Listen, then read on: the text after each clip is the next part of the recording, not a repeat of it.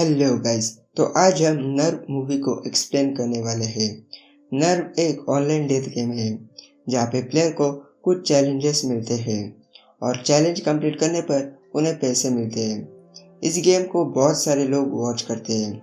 धीरे धीरे गेम की डिफिकल्टी लेवल बढ़ने लगती है और प्लेयर को बहुत डेडली चैलेंजेस मिलते हैं।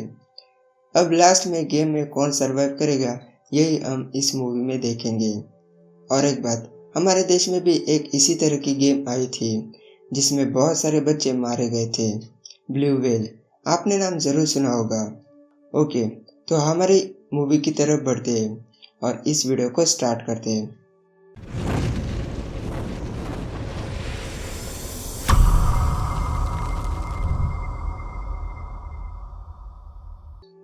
मूवी स्टार्ट होती है वीनस से, जिसे सभी प्यार से वी बुलाते हैं। वी को कॉलेज एडमिशन का एक ईमेल आता है, लेकिन वो एडमिशन नहीं करती क्योंकि वी ने अपनी माँ से इस टॉपिक पर कभी बात नहीं की है। तभी वी को पता चलता है कि कॉलेज का लड़का जेपी ने उसे अपने फोटो में टैग किया है। दरअसल वी को फोटो खींचने का शौक होता है और ये फोटो भी वी ने ही खींची होती है और इसीलिए जेपी ने उसे टैग किया होता है।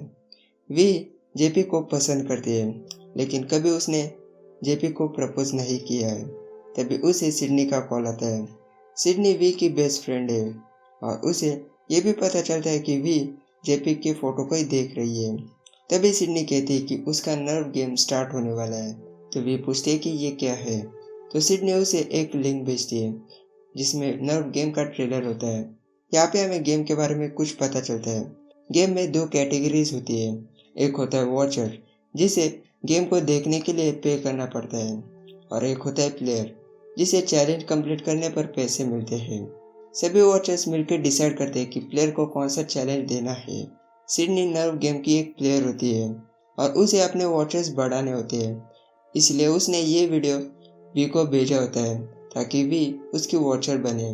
अब वी की माँ घर पे आ जाती है और उनके बीच में कॉलेज एडमिशन से कुछ बातें होती है, लेकिन वी अभी तक उस कॉलेज के बारे में अपनी माँ से बात नहीं कर पाती। यहाँ पे हमें यह भी पता चलता है कि वी को एक बड़ा भाई भी था, माइक, जो अब गुजर चुका है। उसके बाद वी अपने कैमरा लेके कॉलेज में जाती है क्योंकि वो कॉलेज के लिए स्पोर्ट फेस्टिवल की फोटोज लेती है। कॉलेज की टीम में जेपी भी होता है और सभी को यही लगता है कि वी सिर्फ जेपी की फोटो ले रही है, लेकिन ये सच नहीं होता। वहाँ पे हमें वी की एक और बेस्ट फ्रेंड टॉमी को देख पाते हैं। टॉमी वी को पसंद करता है, लेकिन उसने अभी तक वी को नहीं बताया और वो वी को फोटो खींचने में मदद करता है। कॉलेज की चीयर गर्ल की टीम में सिडनी भी होती है। वो अपना मोबाइल अपने फ्रेंड को रिकॉर्डिंग के लिए देती है क्योंकि उसे नव गेम का एक चैलेंज मिला होता है। फिर वो वापस आ जाती है और सभी कॉलेज के सामने ये करती है। सभी लोग ये देखकर पागल हो जाते हैं और उसका चैलेंज पूरा होता है। तभी हमें कुछ और लोगों के चैलेंजेस की वीडियो को देख पाते हैं। यहाँ पे हमें पता चलता है कि लोग पैसे और फेम के लिए कोई भी चैलेंज पूरा करते हैं। सीड को उसके चैलेंज के लिए $500 मिलते हैं और इस कारनामे की वजह से उसे कॉलेज से भी निकाल दिया जाता है। यहाँ पे हमें एक और बात पता चलती है कि जो भी शख्स नव गेम में प्लेयर से लॉगिन करता है तो गेम उस शख्स की सारी डिटेल्स निकालता है। मतलब वो कहाँ पे रहता है, क्या खाता है, उसके कौन दोस्त है और कौन दुश्मन, ये सारी डिटेल्स। तभी वहाँ पर वी और टॉमी भी आ जाते हैं। अब यहाँ पे सभी लोग वी को सताने लगते हैं। सभी का कहना था कि वी ज़्यादा अपने कंफर्ट जोन में रहती है। सिड का मानना था कि लाइफ में हमें कभी कभी छोटी मोटी रिस्क लेनी चाहिए, इसलिए सिड वी को जेपी से बात करने का चैलेंज देती है, लेकिन वी उसे मना करती है। तो सिडनी जेपी से वी के लिए बात करने के लिए जाती है। जेपी वी को देखकर बोलता है कि वो उसकी टाइप की नहीं है। ये सुनकर और सिडनी पर नाराज होकर वी वहाँ से चली जाती है। घर जाते वक्त वी को सिडनी का सॉरी वाला मैसेज भी मिलता है। वी घर आ जाती है और वो बहुत गुस्से में होती है। अब वो सोच लेती है कि वो भी अपनी लाइफ में रिस्क लेगी, तो वो नर्व गेम को प्लेयर से साइन इन करती है। फिर गेम उसे 3 रूल्स बताता है। सभी चैलेंजेस प्लेयर को अपने फ़ोन से शूट करना पड़ेगा। गेम से एग्जिट करने के 2 ही रास्ते हैं, फेल और बेल। फेल मतलब जब आप किसी चैलेंज को करते हुए फेल हो जाते हो तो आप गेम से बाहर हो। बेल मतलब किसी चैलेंज को देखकर ही आप सोच लेते हो कि गेम को क्विट करना, मतलब वो बेल होती है। और थर्ड रूल होता है कि गेम के बारे में पुलिस को कुछ नहीं बताना। तभी गेम वी की सारे डिटेल्स को निकालता है और उसे फर्स्ट चैलेंज भी मिलता है। फिर वी टॉमी को कॉल करके बुलाती है और उसे सब कुछ बता देती है। ये सुनने के बाद टॉमी उसे वार्न करता है कि इस गेम की वजह से बहुत सारे लोग मारे गए हैं। इस पर वी का कहना था कि अगर लोग मारे गए हैं तो गेम बंद क्यों नहीं हुआ। तो टॉमी का कहना था कि जो भी नर्व गेम में लॉगिन करता है तो गेम का सर्वर उसके मोबाइल के फ़ोन में बन जाता है। इस वजह से नर्व गेम में बहुत सारे सर्वर्स हैं, इसलिए गेम को बंद नहीं किया जा सकता। टॉमी को ये सब कुछ इसीलिए पता होता है क्योंकि टॉमी को डार्क वेब के बारे में सब कुछ पता है, मतलब टॉमी एक हैकर है। ये सुनने के बाद भी वी गेम को खेलना चाहती है। उसका कहना था कि वो सिर्फ एक ही चैलेंज को पूरा करेगी। अब वी का फर्स्ट चैलेंज होता है कि उसे किसी अनजान आदमी से 5 सेकंड्स तक किस करना होगा और उसे कंप्लीट करने पर उसे $100 मिलेंगे। तो वी अपने फ़ोन को वीडियो शूट करने के लिए टॉमी को देती है। किसी को ढूंढने के लिए जाती है तो उसे एक लड़का मिलता है जो किताब पढ़ रहा था।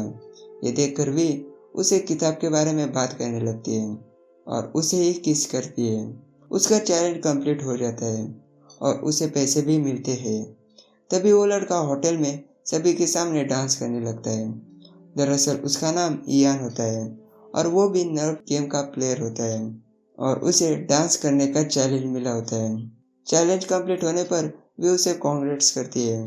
फिर इयान उनके साथ में बैठकर बातें करने लगता है। वो कहता है कि गेम ने उसे यहाँ पे बैठने के लिए बोला था और एक लड़की ने उसे ये किताब दी और वी ने किताब को देखकर ही उसे किस किया था। मतलब गेम को वी के बारे में सब कुछ पता है, इसलिए गेम ने वी की फेवरेट किताब इयान को दी ताकि किताब को देखकर ही वी उसे किस करे। फिर उन दोनों को एक और चैलेंज मिलता है। उनको साथ में शहर में घूमने के लिए बोला जाता है। वॉचर्स चाहते हैं कि वो दोनों साथ में रहे। इस चैलेंज के लिए उन दोनों को $200 मिलेंगे। ये देखकर वी चैलेंज को करने के लिए मना करती है। यह सुनकर इयान कहता है कि अगर तुम्हारा माइंड चेंज हुआ तो मैं तुम्हारा बाहर वेट कर रहा हूँ, और वहाँ से चला जाता है। तो वी को पैसे चाहिए होते हैं तो वो भी उस चैलेंज को पूरा करने के लिए तैयार हो जाती है। बाहर इयान उसी का वेट कर रहा था। वे उसे साफ साफ बोल देती है कि उसे अनकंफर्टेबल लगा तो वो गेम को क्विट करेगी। इस बात पर इयान भी तैयार हो जाता है। फिर वो दोनों बाइक पर पूरे सिटी में घूमते हैं। दूसरी तरफ हम सिड को देख पाते हैं जो अपनी चैलेंज को पूरा कर रही होती है। तभी उसे दोस्त से पता चलता है कि वी भी अब गेम की प्लेयर है और उसके पास भी बहुत सारे वॉचर्स हैं। अब उनका चैलेंज खत्म हो जाता है और वो दोनों एक स्टोर के सामने रुक जाते हैं। वी कहते हैं कि वो बहुत थक चुके हैं और वो घर जाना चाहते हैं। तो इयान भी उसे बाय बोलता है। तभी इयान को एक चैलेंज मिलता है तो वो सामने वाले स्टोर में चला जाता है। तभी वी को भी एक चैलेंज मिलता है। उसे एक ड्रेस को ट्राई करना पड़ेगा, उसके बदले में उसे $500 मिलेंगे। तो वो भी इस चैलेंज को पूरा करने के लिए स्टोर में चली जाती है। दूसरी तरफ वी की माँ को पता चलता है कि वी के नाम से उनके अकाउंट में कोई पैसे डाल रहा है। यहाँ पे वी और उसकी माँ का एक जॉइंट अकाउंट होता है, इसलिए उसकी माँ को पैसों के बारे में पता चलता है। इतने सारे पैसों को देखकर उसकी माँ शॉक हो जाती है और उसे कुछ समझ में नहीं आता कि कौन उन्हें पैसे भेज रहा है। वी स्टोर में सेल्समैन से उस ड्रेस के बारे में पूछती है। तभी उसे उसकी माँ का कॉल आता है तो वो उसे कट करती है। तो सेल्समैन उस ड्रेस को देखकर कहता है कि ये बहुत महंगी ड्रेस है और ये ड्रेस उसे 4th फ्लोर पर मिलेगी। वी को वो ड्रेस तो मिल जाती है और वो उसकी प्राइस देखती है। उसकी प्राइस $4,000 होती है, मतलब हमारी करेंसी में 2,80,000। तभी वहाँ पर एक सेल्समैन आती है और वो वी को उसके साइज की ड्रेस देती है। फिर वी कैमरे के सामने अपने कपड़े चेंज करती है और उसका चैलेंज पूरा हो जाता है। वो अपने आप को देखती है तो उसे भी ये ड्रेस बहुत पसंद आती है। तभी वहाँ पर इयान भी आता है और उसे भी इसी तरह का चैलेंज मिला होता है। फिर वो दोनों एक दूसरे की तारीफ करने लगते हैं। तभी इयान के वॉचर्स वी को देखना चाहते हैं, तो इयान उसे अपने फ़ोन से शूट करने लगता है। दूसरी तरफ टॉमी अभी भी वहीं पर होता है, तो वो नर्व गेम में वॉचर से साइन इन करता है और वी क्या कर रही है ये देखने लगता है। अब वो दोनों अपने कपड़े चेंज करने के लिए आते हैं। वी देखती है कि उसके पुराने कपड़े गायब हैं। वो वहाँ पे बहुत ढूंढती है लेकिन उसे नहीं मिलते। तभी वहाँ पर इयान भी आ जाता है और उसके कपड़े भी गायब होते हैं। दरअसल एक दूसरे प्लेयर ने उन दोनों के कपड़ों को गायब किया था। तभी उन दोनों को सेम चैलेंज मिलता है। दोनों को 2 मिनट्स के अंदर स्टोर से बाहर जाना होगा। उसके बदले में उन्हें $2,500 मिलेंगे। इयान टास्क करने के लिए तैयार हो जाता है लेकिन वी नहीं, क्योंकि उनके कपड़े गायब थे और ये नए कपड़े बहुत महंगे थे। मतलब वो लोग उसे खरीद भी नहीं सकते और बिना बिल पे करे वो लोग स्टोर से गए तो ये चोरी होगी।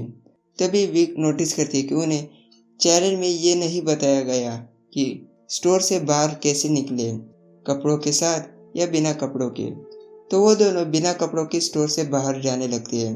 जाते वक्त वो दोनों अपने कैमरा से शूट भी कर रहे होते हैं। इस कारनामे की वजह से उनके व्यूवर्स बहुत बढ़ जाते हैं। इस तरह से वो दोनों स्टोर से बाहर आ जाते हैं। तभी इयान के बाइक पर एक बैग होती है जिसमें वही कपड़े होते हैं जो उन दोनों ने अंदर ट्राई किए होते हैं। वी को लगता है कि ये चोरी के हो गए, लेकिन इयान को बैग में बिल भी मिलता है और इयान का कहना था कि किसी वॉचर ने उनके लिए खरीदे होंगे। अब उन दोनों को चैलेंज कंप्लीट करने पर पैसे भी मिलते हैं और वी पैसों को देखकर बहुत खुश हो जाती है। अब उन दोनों को एक और जगह पे जाने के लिए बोला जाता है और वो चले जाते हैं। दूसरी तरफ टॉमी अपनी कार में होता है। तभी उसे सिडनी का कॉल आता है। अब वी टॉप 10 में आ चुकी थी। इस वजह से सिडनी को वी की चिंता होने लगती है और उसे लगता है कि वी ये सब कुछ हैंडल नहीं कर पाएगी। तो वो टॉमी को अपनी पार्टी में बुलाती है ताकि वो वी को बचाने के बारे में कुछ बातें करे। दूसरी तरफ वो दोनों उस जगह पे पहुंच जाते हैं।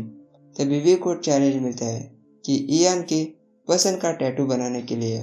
फिर इयान टैटू चूज करके बनाने के लिए बोलता है। वहाँ पे उन दोनों के बीच में वी के भाई माइक के बारे में बात होती है। दूसरी तरफ टॉमी को भी वी की चिंता होने लगती है। दरअसल टॉमी इयान के बारे में जानना चाहता है। उसको गूगल से कुछ पता नहीं चला था और अब वो डार्क वेब से इंफॉर्मेशन निकालना चाहता है। इसलिए टॉमी अपनी फ्रेंड को उसके अकाउंट का पासवर्ड पूछने के लिए कॉल करता है, तो उसकी फ्रेंड उसे पासवर्ड बता देती है। अब वी का टैटू पूरा हो जाता है। इयान ने वी को लाइट हाउस का टैटू बनाया होता है। वी को भी ये बहुत पसंद आता है। ये देखकर लगता है कि अब वो दोनों एक दूसरे को पसंद करने लगे हैं। अब उन्हें दूसरी जगह जाने के लिए बोला जाता है और वो चले जाते हैं।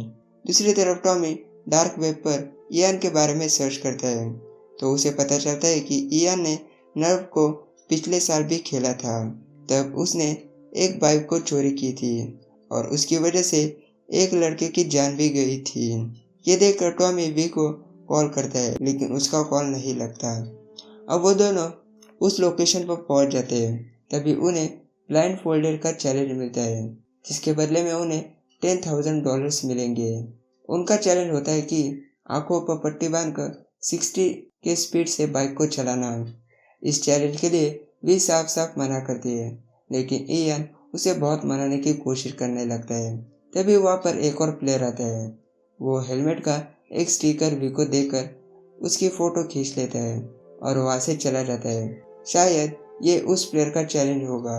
वो स्टिकर ब्लाइंड फोल्डेड चैलेंज के लिए होता है। अब इयान बहुत मनाने के बाद वी तैयार हो जाती है। दूसरी तरफ सिड को भी वी के चैलेंज के बारे में पता चलता है। पार्टी के सभी लोग और सिड उनके चैलेंज को टीवी पर देखने लगते हैं। इयान उस स्टिकर को लगाकर बाइक चलाने लगता है और पीछे वी उसे गाइड करने लगती है।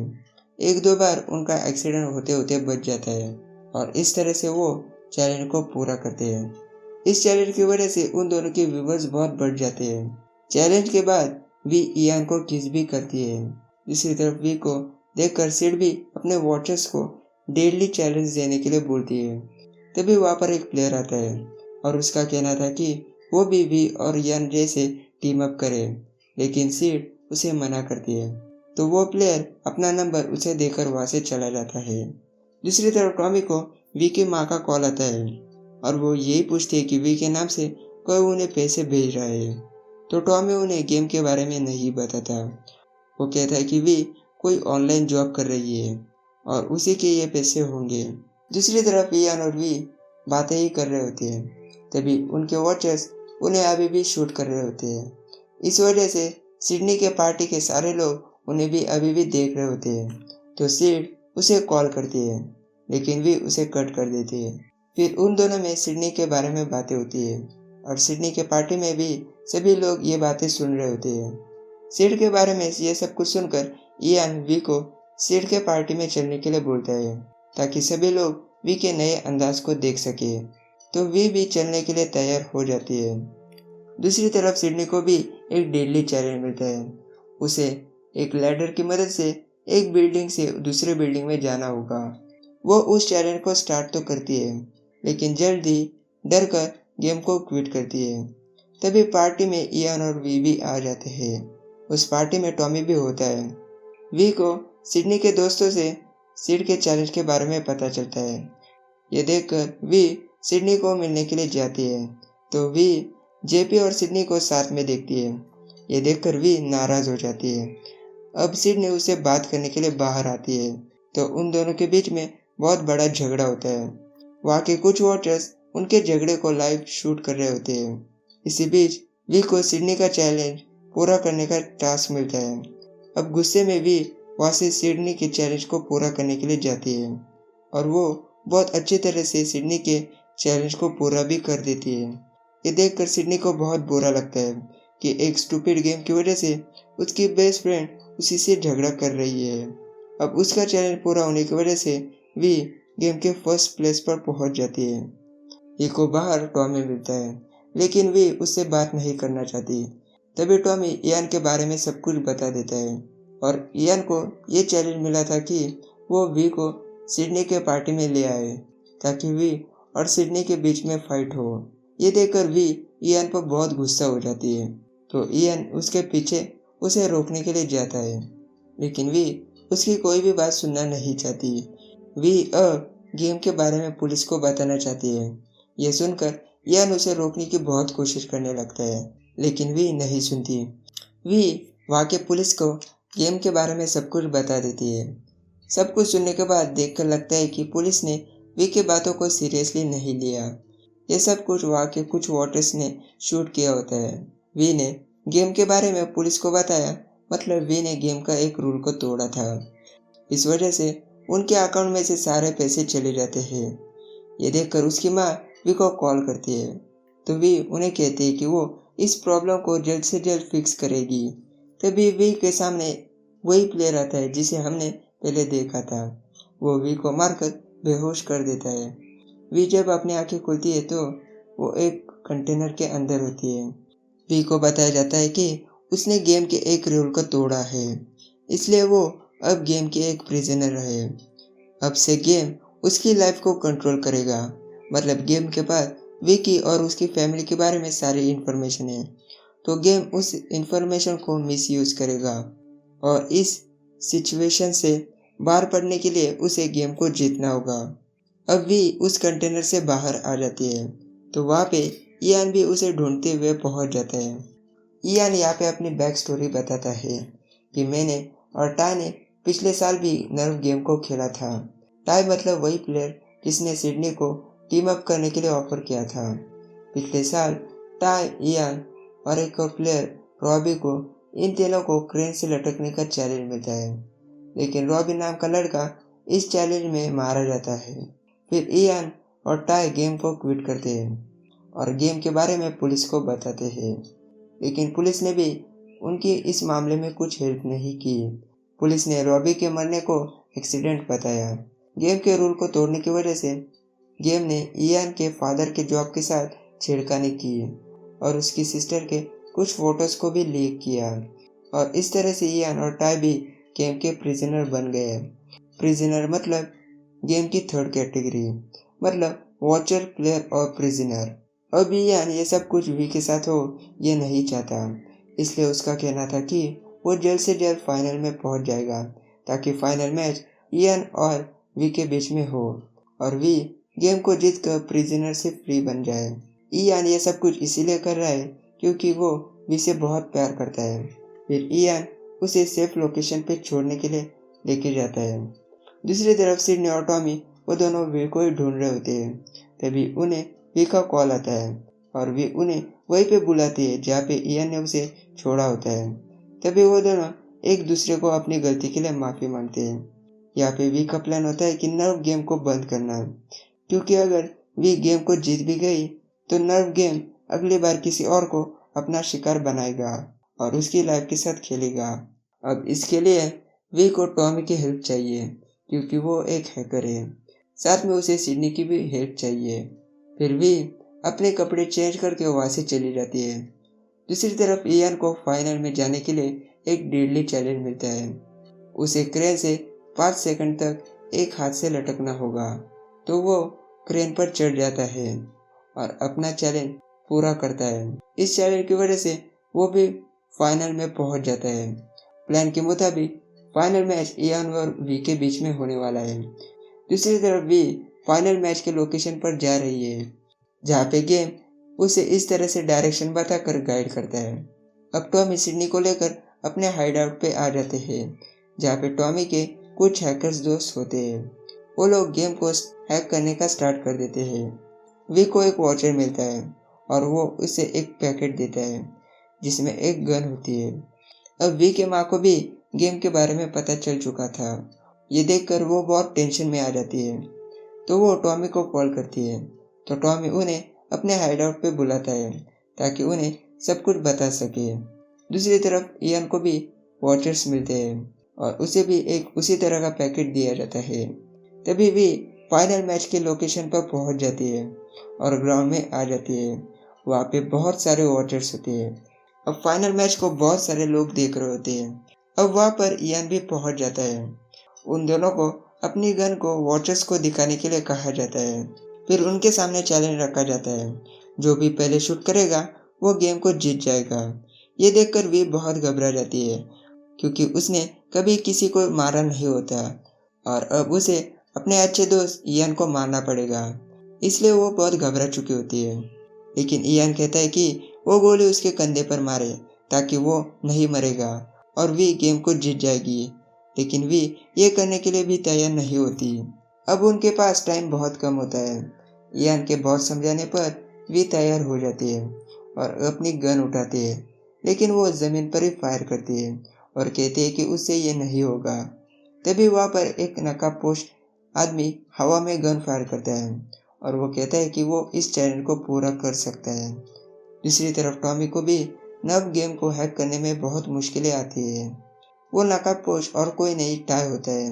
टाई इयान को शूट करने के लिए तैयार होता है, लेकिन वी उसे बचाने के लिए उनके बीच में आ जाती है और सभी वॉचर्स को चिल्लाकर बोलती है कि आप भी यही चाहते हो, हम तीनों लड़कर यहाँ पर मर जाए। नकाब के पीछे छुपकर किसी को भी मार डालना ये कहना बहुत आसान है और अपना नकाब उतारने के लिए बोलती है, लेकिन किसी को भी उसकी बातों से फर्क नहीं पड़ता। ये देखकर वी टाई को चैलेंज देती है कि उसे शूट करने के लिए। ये सुनकर इयान बहुत घबरा जाता है। इयान वी को बहुत समझाने की कोशिश करता है, लेकिन वी उसकी बात नहीं मानती। दूसरी तरफ हाइड आउट पे वी की माँ भी आ जाती है और उन्होंने भी वी की इस बात को सुना था। ये सुनकर वो बहुत टेंशन में आ जाती है और वो पुलिस को कॉल करने वाली थी, लेकिन टॉमी उन्हें रोक देता है। दूसरी तरफ वी को शूट करने के इस बात पर वोटिंग होती है, जहाँ पे कुछ लोग नो करते हैं, लेकिन ज़्यादातर लोग यस ही करते हैं और उनमें से वी के कुछ दोस्त भी होते हैं। मतलब वी के दोस्त ही उसे मरते हुए देखना चाहते हैं। अब वोटिंग का रिजल्ट यस आता है। ये देखकर टाई डायरेक्ट वी को शूट कर देता है। वी मर जाती है। ये देखकर इयान और वी की माँ रोने लगती है। अब टॉमी गेम को हैक कर देता है। तभी सभी वॉचर्स के स्क्रीन पर उनका रियल नेम आता है और उन्हें वी के मर्डर का जिम्मेदार माना जाता है। ये देखकर सभी लोग गेम से साइन आउट करते हैं। सभी लोग ग्राउंड से भी जाने लगते हैं।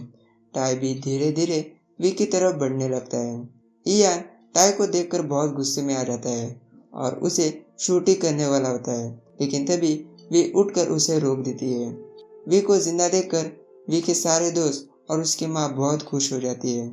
वी इयान को समझाती है कि यही उनका पूरा प्लान था। टाई कहता है कि उसे सिडनी ने कॉल करके यहाँ पे बुलाया था और इसीलिए वो यहाँ पे है, और उसकी गन में भी फेक बुलेट्स होती है। अब वो तीनों प्रिजनर से फ्री बन चुके होते हैं। टाई भी साइन आउट करता है और सभी वॉचर्स जाने की वजह से गेम शट डाउन हो जाता है। उसके बाद वी के माँ को भी उनके सारे पैसे वापस मिल जाते हैं। दूसरी तरफ वी और इयान अब कपल होते हैं और वो दोनों बातें कर रहे होते हैं। तभी हमें इयान का रियल नेम पता चलता है। उसका नाम सैम होता है। इयान सिर्फ नर्व गेम का एक आईडी का नेम होता है।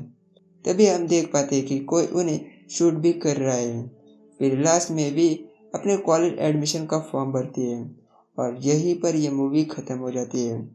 मूवी के एंडिंग से मुझे लगता है कि नर्व गेम फिर से स्टार्ट हो जाएगा, क्योंकि वॉचर्स ने वी को मरते हुए देखा, इसलिए उन्होंने गेम से साइन आउट किया था। अब वी जिंदा है तो सारे लोग वापस आ सकते हैं। तो आज के लिए इतना ही। वीडियो पसंद आया तो वीडियो को लाइक और मेरे चैनल को सब्सक्राइब ज़रूर करें। अब से हम ज़्यादातर इंग्लिश मूवी को एक्सप्लेन करेंगे, मतलब वही मूवी जो हिंदी में अवेलेबल नहीं है। तो मैं मिलूँगा आपको अगले वीडियो में।